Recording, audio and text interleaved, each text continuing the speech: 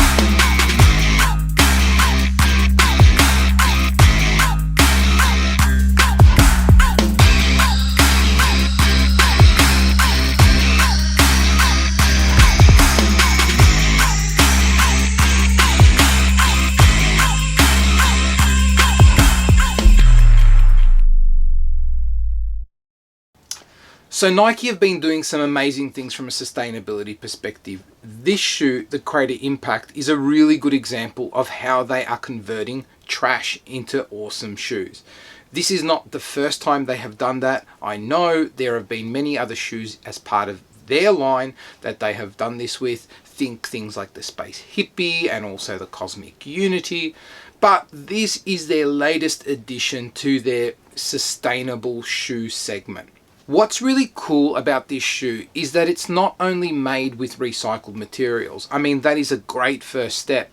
But what Nike have also done through the design and manufacturing process of the Crater Impact and other shoes like it is that they've made choices that would reduce the weight through the production process. Things like stitching the swoosh on instead of using an overlay. And where they do use overlays, they use them in certain shapes that maximize the materials that they're cutting from. So not using these funny type of patterns that would then result in a whole bunch of waste. This shoe also takes advantage of Nike's other tech and innovations, things like the Crater midsole and Nike Grind. I'll talk about those in a little bit more detail as we break the shoe down, but before we do that, I do want to take a look at the box. And this box is what Nike say a delivery box as well. So I'm not quite sure how that would work, just given the way that it opens and closes. I'm not sure it can be sealed appropriately for delivery. If you have ordered the Crater Impact or a similar shoe, I'd be interested to know down in the comments below if it in fact came in this box and how it was packaged, or whether or not there was another layer of packaging over the top. Boxes are often discarded. I know a lot of us sneakerheads really take pleasure in seeing what the box is like for certain releases, but for a bulk of the sneaker buying public out there, they often discard the box. So it's good to see the use of all recycled materials in the box that houses the sneaker. Now let's take a look at the shoe, and the particular colorway that I chose when I purchased my shoe was the light bone, stone and vault colorway. There are a few other colors here, and I think what they call stone more feels like a light blue, which is this midsole and outsole part. But I will get to that now. As we start with the outsole, we see a whole bunch of exposed crater foam. It does have a number of indentations in there, and to touch the foam is actually really firm. It's probably not such a bad thing, just considering how much of that foam will be making contact with the ground. But we do have a, I guess, rubber outsole that is made with 15% Nike Grind that is in the top of the forefoot and a J pattern in the heel. It's clever where they've placed that sort of material because they would be in the typical high abrasion areas. It does use at least 15% Nike Grind, and Nike Grind itself is a super cool concept. It is basically an initiative that kicked off in 1992. 1992, that's almost 30 years ago. And I think that speaks to just how seriously Nike has taken its own sustainability journey. But the intent of Nike Grind was to try and find a way of using disused shoes and associated materials and repurposing those. Nike Grind basically takes manufacturing scraps, unused materials, and also shoes that have reached the end of life or shoes that are not suitable for sale, and repurposes those into something. And that something here is the outsole. It looks really cool actually, and on feet it works really well. This particular shoe is not intended to be a performance orientated shoe. It's simply not built for that, but just for walking around, the outsole does exactly what it's meant to do. It keeps you planted on the ground, and I've got no complaints. There isn't really a whole heap that you need from an outsole in a lifestyle context. You really just need to be able to walk around without slipping on your butt, pretty much. So with the midsole, there is at least 12% recycled content that lives in this part of the shoe. It is very similar to the Nike Grind in the outsole. It is very easily identifiable by the speckled pattern that you get through the midsole.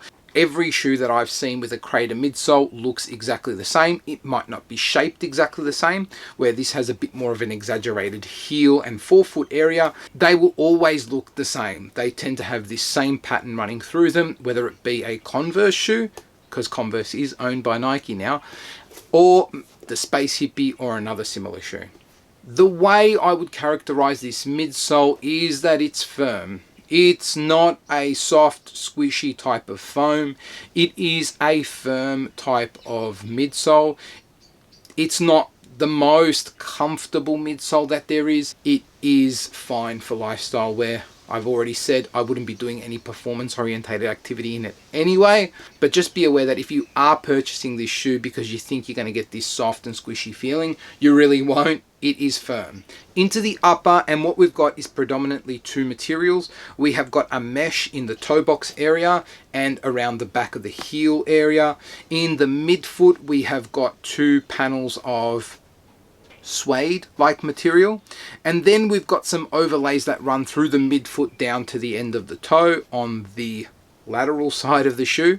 You'll also notice that the stitching for the swoosh is done differently on the lateral and medial sides, with the lateral side done in this colored in embroidery, and then when we move to the lateral side, we've got a black swoosh outline that's been stitched on. There is contrast of Volt Gold stitching as well. And when we move around to the heel area, we have got a Volt Gold overlay, and that just gives a bit more structure to the heel area, and it works really well. There is a black pull tab, and the heel and heel collar are really nicely padded that give that nice comfortable feeling when you step into the shoe. The tongue is padded. It has that light bone mesh over the top, but is backed in Volt Gold as well. And then we've got light bone shoelaces to finish off the package, and a couple of bright orange overlays up the eye stay and down the bottom as well, actually. All in all, the upper is fine. It is a little bit thick, but it is comfortable. I probably couldn't imagine wearing this all day. So if I was going to a theme park or something, this probably wouldn't be the shoe that I would reach for. I think it would work absolutely fine for walking down to the shops or doing a little bit of running about. But in terms of all day wear, it is probably something that I would steer away from. But I really like what they've done in terms of trying to minimize waste while creating something that looks really funky. I think now it's time to have a look at how these guys look on feet.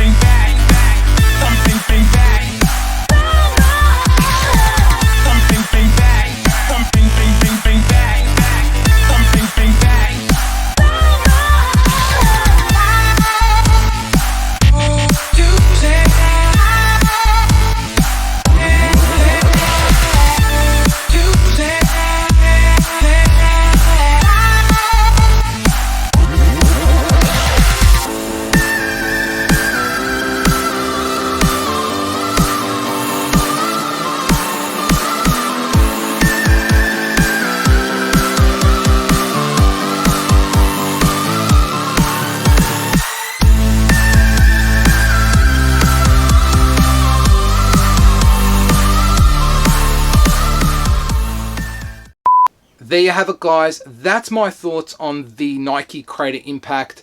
It's a product that I love. I love what it stands for, and I'm really glad that we're starting to see more and more of these products. I know other manufacturers are also trying to implement more recycled material as part of their production process.